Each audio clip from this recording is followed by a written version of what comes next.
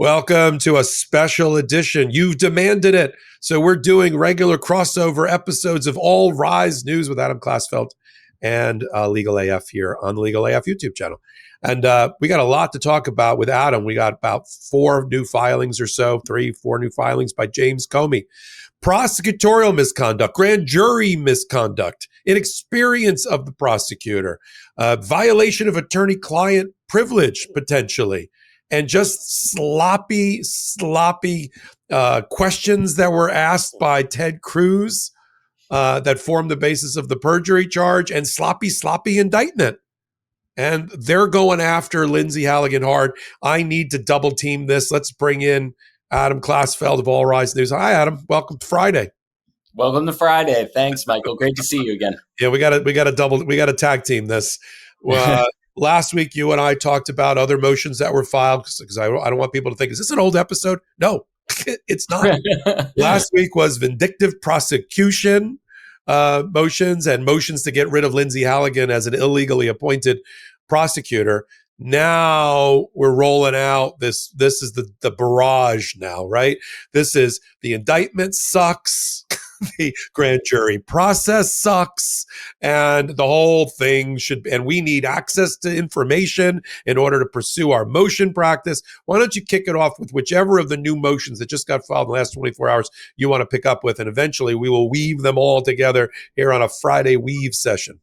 Sounds good. The one that really caught my eye was a motion to dismiss because Ted Cruz's questions are fundamentally ambiguous in the words of the motion to dismiss, and that essentially James Comey's answers to Ted Cruz's questions are incapable of being perjury. Because I think when we talk about James Comey's case, forgetting about everything that preceded it, we say as a shorthand, he's accused of lying to Congress over not leaking information. But the actual details of what the government alleges to be perjury has fallen by the wayside. And the actual clip of the exchange with Ted Cruz asks him again and again about dealings with Andy McCabe.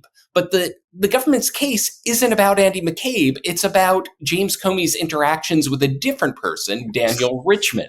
And then we get to his answers, Comey's answers to Ted Cruz's questions about an entirely different person. Well, just stop. Let's stop right there. Let's unpack that before we go to the clip, because we have the clip. Right. Because I haven't done a perjury 1000 and I've defended a perjury 1001 charge against a defendant, but where I've been the litigator in a very similar context, it's where you're trying to get what's called impeachment, where somebody said something different now than they've said in the past under oath. But there, it's the same thing. The question has to be so methodically pristine and perfect, and the answer has to be the exact same question as you asked before, and then you got an entirely new answer. And there's so many things that could happen in terms of ambiguity that make it almost impossible to get impeachment. It's very difficult. Same with perjury here. And what we're trying to say is that this is like a Russian nesting doll, right? This is like a show on television, Russian doll, right? This is about a 2018 or 2017 statement by James Comey in an entirely different Senate hearing in response to questions by Senator Grassley about, did he leak? No. Did you authorize a leak about a Clinton investigation or Trump investigation? No. Okay. Fast forward, September 2020. You get Ted Cruz, who seems to be genetically incapable of asking a clear question. I mean, he fumbles. He fumbles, like he calls it the Clinton administration instead of the Clinton investigation. It's so convoluted. It's right. So the question is so convoluted. An imprecise compound question, in the words of it. Continue. Used with ambiguity, because it's also nestled into this earlier testimony where he says, "Do you stand by your testimony?" I stand by my testimony. So how the argument goes, how could that possibly be the basis of perjury? Let's play the clip. On May 3rd, 2017, in this committee, Chairman Grassley asked you point blank, quote, "Have you ever been an anonymous source in news reports about matters relating to the Trump investigation or the Clinton investigation?" You responded under oath, quote, "Never." He then asked you, quote, have you ever authorized someone else at the FBI to be an anonymous source in news reports about the Trump investigation or the Clinton administration? You responded again under oath, no. Now, as you know, Mr. McCabe, who works for you, has publicly and repeatedly stated that he leaked information to the Wall Street Journal and that you were directly aware of it and that you directly authorized it. Now, what Mr. McCabe is saying and what you testified to this committee cannot both be true. One or the other is false. Who's telling the truth? I can only speak to my testimony. I stand by what the testimony you summarized that I gave in May of 2017. So your testimony is you've never authorized anyone to leak. And Mr. McCabe, if he says contrary, is not telling the truth. Is that correct? Again, I'm not going to characterize Andy's testimony, but mine is the same today. Okay. I mean, if you're confused in the audience, this is also the reason that you should dismiss the indictment if that's the basis for it. Who is he talking about? Are you talking about Daniel Richman, the Columbia law professor, former special FBI employee, friend of Comey, who the prosecutors have said, "Oh, that's who we meant." First of all, let's be clear here. It is not. You correct me from your reporting if I'm wrong. It is not the leak of Daniel Richman, which has been admitted and confessed, of several memos to the New York Times after James Comey got fired. It is the leak that Andy McCabe, the number 2 in the FBI, made to the FBI. I mean, to the Washington Post about an FBI investigation that is allegedly the foundation of the indictment. Oh, no, it's actually the opposite. All right, go ahead. So this is the interesting thing. The thing that makes this so ambiguous is that the government is claiming that Comey's answers to Ted Cruz are wrong, that they were lying, that because he, in fact, was leaking through Daniel Richman. All of Ted Cruz's questions were about Andy McCabe. But there's another, even more fundamental problem here. Typo. And that if you go to what James Comey actually said, he said, I stand by my testimony from 2017. Now, the government's alleging that, and I'm going to give the exact words in the indictment, quote, the statement was false because as James B. Comey Jr. then and there knew, he had in fact authorized person 3 to serve as an anonymous source in news reports regarding an FBI investigation concerning person 1. Person 3, we now know the government has disclosed, was Daniel Richman. And right. Person 1 that's the New York Times. And so Ted Cruz is asking him about an entirely different person. And all that he says is, I stand by my testimony in 2017. So here's what I just want to finish. Read it from the motion. Point. The motion says that no, even if he was lying in 2017, and he denies that he was lying, saying, I stand by my 2017 testimony, legally cannot be perjury. Here's what it says, quote, likewise, Mr. Comey's statement that he stood by his prior testimony was truthful, regardless of whether that prior testimony was itself truthful. Goes to a footnote. Mr. Comey firmly maintains that his prior testimony was truthful, but for the purpose of a literal truth defense, the truthfulness of the prior testimony is irrelevant. Mr. Comey can truthfully stand by his prior testimony, even if the government were correct, and it is not that the prior testimony was false. Accordingly, the statement that Mr. Comey stands by the prior testimony cannot serve as a basis of a false statement. So let me translate that, as we often do here on Legal AF. The statement that he made cannot be the basis of a perjury charge because it is literally true.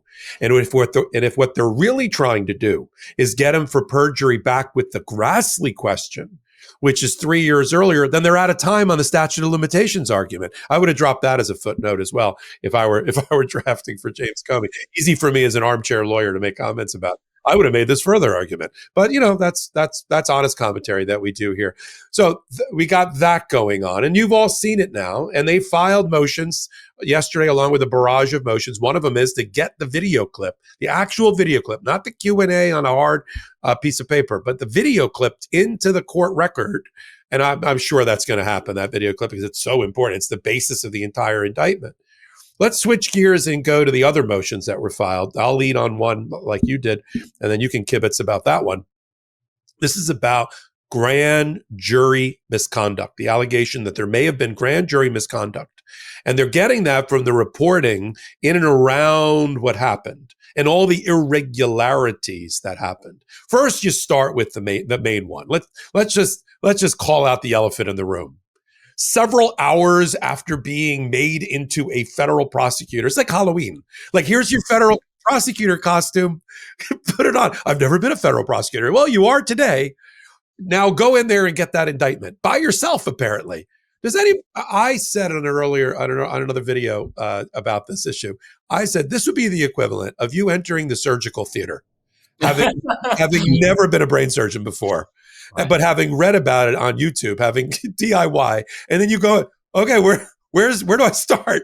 Okay, she goes in by herself with brain surgery, highest level of indictment possible, right? We're talking about she's indicting the former FBI director, having never done an indictment in her life. That's not where you start. Karen Friedman McNiflo, who's on there on the podcast with me on Legal AF, who's a 30-year former state prosecutor, she said, you start doing like jaywalking. You start doing like public urination. You don't start with, right, when you're a young prosecutor. You don't start with, here you go indict the FBI director. So they're saying in their motion, there were lots of irregularities. Did she hold the grand jury hostage when it went beyond 5 o'clock? Did the grand jury believe they had to return an indictment in order to get out of that room after she failed to get the indictment the first time? Why were there two pieces of paper called the indictment that she both signed? Well, why did one have 2 counts and one have 3 counts? What did she say? P.S. What did she say? P.S. What lies did she tell the grand jury in order, on facts and law, in order to get that true bill returned? These are all questions they want answered. So we want the grand jury transcripts. And the reason some people at home might be thinking, don't you just get the grand jury transcripts? No. There's secrecy that shrouds the grand jury process. And even the indicted party has to make a motion to get a judge to release, at least to them, secretly, at least for now, the grand jury transcripts in order for them to look and go, aha, we found it. Go ahead. It's remarkable that we know so much about the grand jury, and everything that we know about what the grand jury did in this case, it just shows how out of the ordinary this is. One, the grand jury torpedoed the main charge. James Comey was supposed to have a main charge that would go toward discrediting the Russia investigation. This doesn't.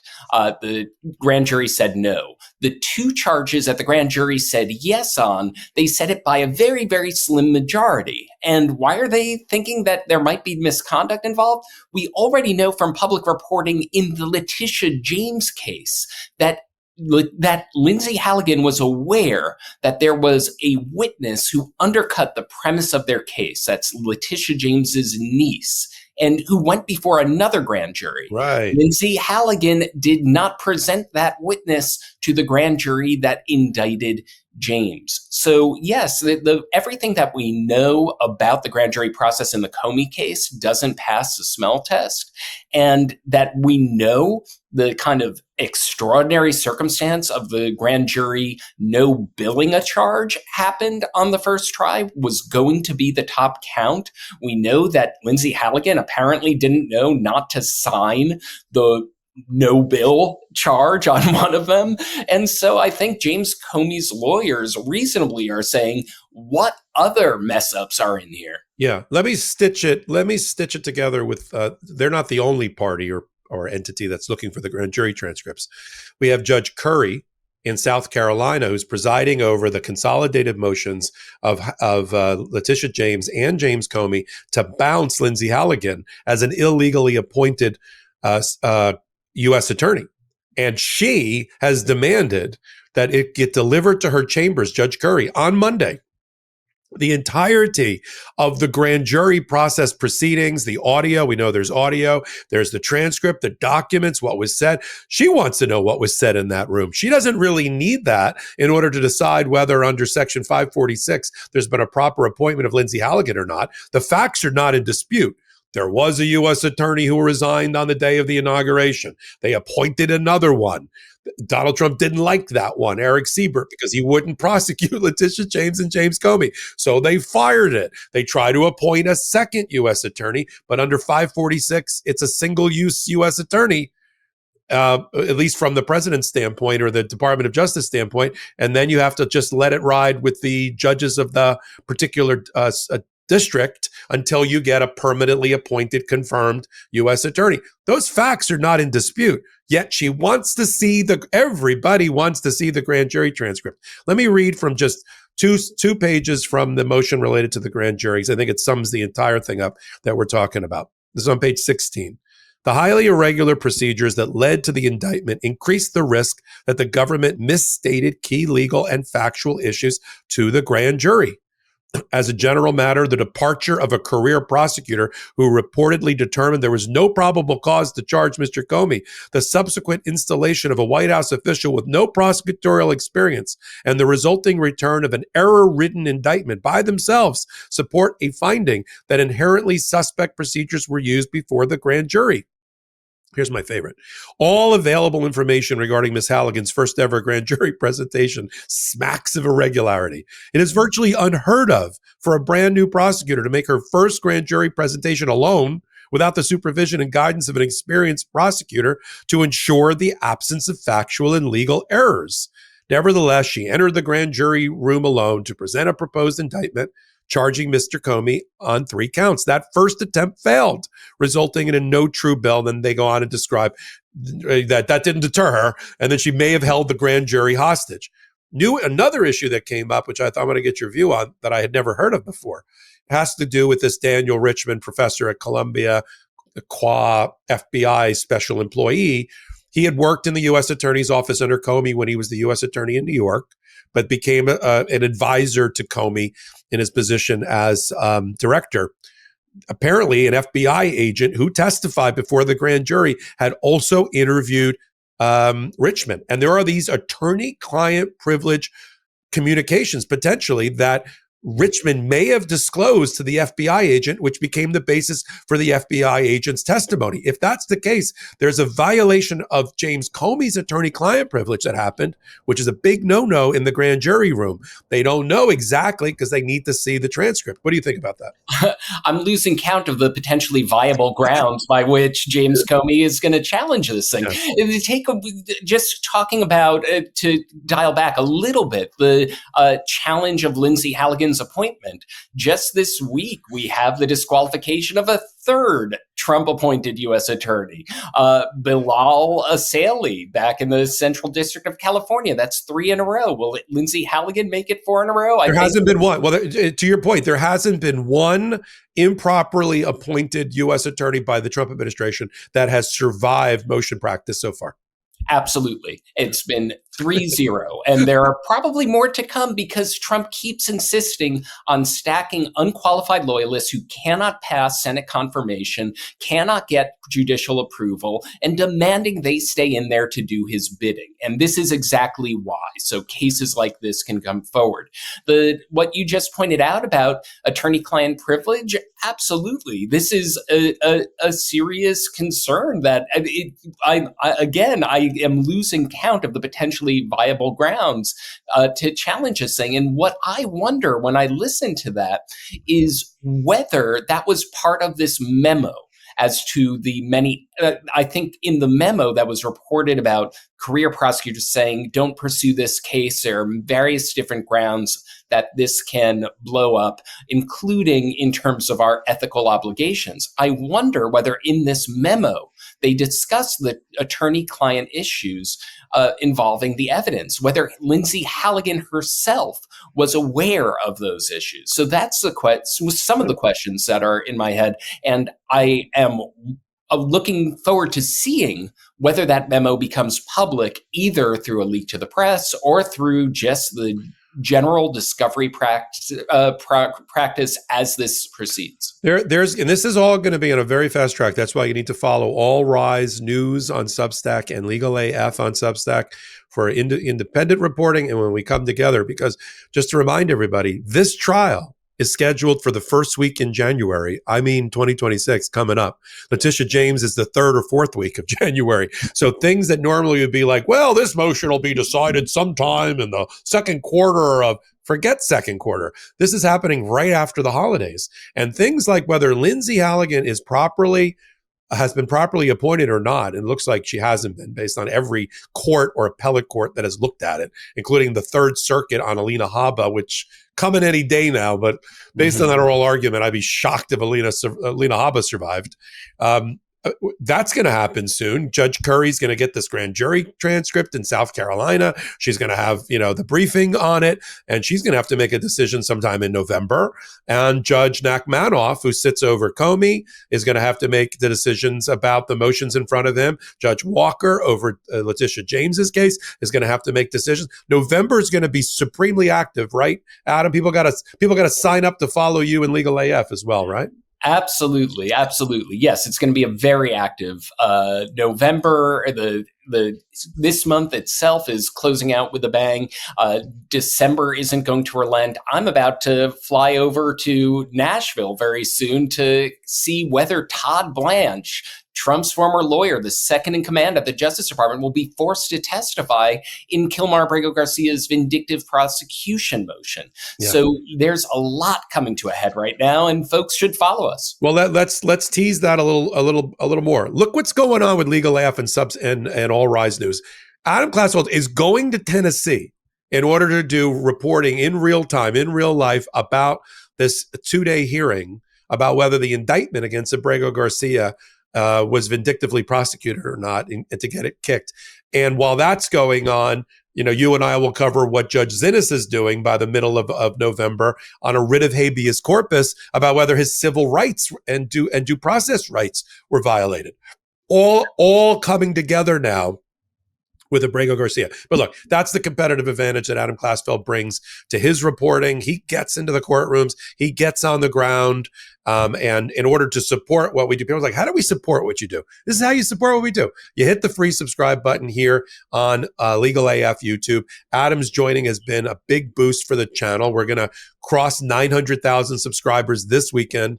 We're going to hit 1 million before the new year if it kills us, and with your help, because that's how you support what we do here. Then, in addition to that, no paywall, and that's it. Come over to the Substacks for Legal AF and for Adam Klasfeld.